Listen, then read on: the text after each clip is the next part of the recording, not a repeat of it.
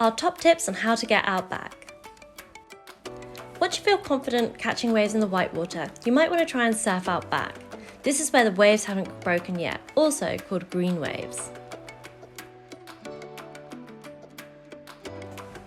The first thing you want to think about when you want to surf Outback is, are you ready? You need to feel comfortable being in deeper waters and confident that you can control your board. If you are nervous, then choose a day where the surf is smaller and stay in between the black and white flags. It's always best to have an instructor or a friend guide you.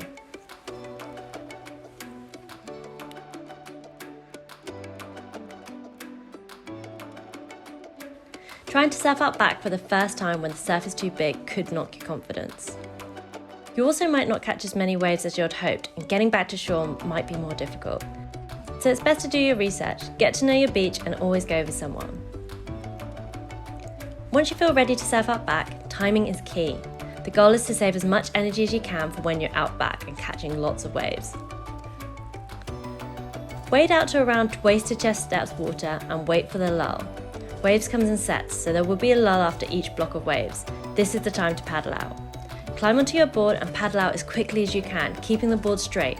Imagine it's on train tracks. Sometimes you can beat the next set, scoring a dry hair paddle out.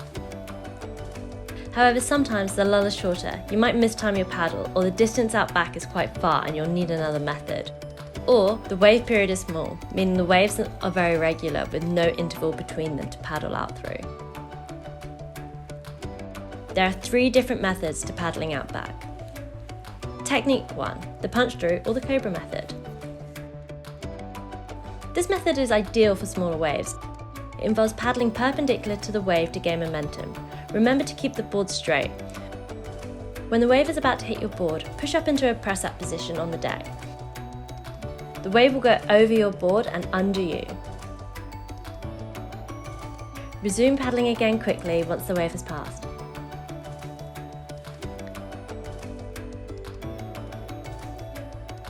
Technique 2, pop cork or punching over method. This method works on slightly bigger waves. Again, you want to paddle straight at the wave to gain momentum. When the wave is a metre or 2 away from the nose of your board, you want to move your weight back towards the tail, pointing the nose slightly up. Just before the wave hits you, lunge forward, grabbing the rails, bringing your chest onto the deck. Resume paddling as quickly as possible. This action is a bit like a seesaw.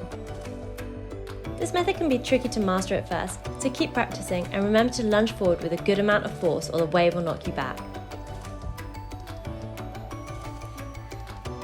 However, for the bigger waves, you will need to navigate your way underneath. This brings us to technique 3, the turtle roll. This method is used when the waves are too big to punch through. For this, you want to paddle straight out and fast. When the wave is about board distance away, grab the rails level with your shoulders and roll the board so you're underneath it, pulling the nose under the wave. Your arms are going to stay close to the board, but drop your legs. This creates a drag so it won't pull you back as far. Once the wave has passed, flip your board over as quickly as possible and start paddling again to beat the next wave. Getting back on your board can be tricky at first, but keep practicing. It's tiring, so be prepared for a good workout.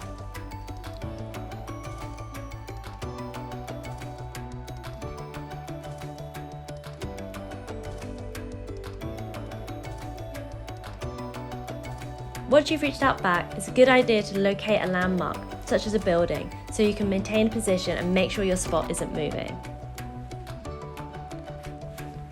Common mistakes. Lying too far back on your board. By doing this is not only slowing yourself down by creating drag with your feet, but also when the wave hits you, it will push the nose of your board up and flip you back.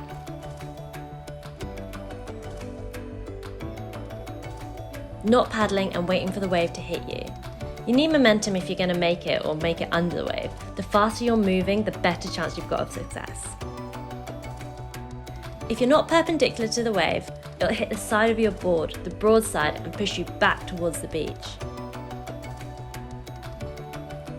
Never ditch your board. As much as you want to dive under, it's dangerous and could hit another person in the water.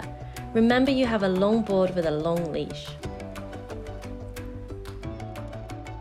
So there you have 3 different methods to paddle out back. They will take practice, but it makes paddling out so much easier.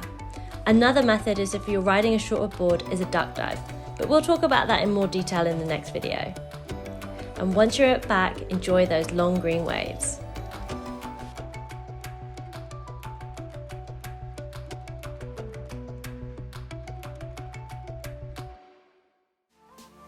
If you would like more tutorials, interviews and product reviews, just hit the like and subscribe button. And for more information on our UK International Coaching Weekends, retreats and Outdoor Instructor Academy, visit our website, willnorwaysociety.com, and we'll see you in the water.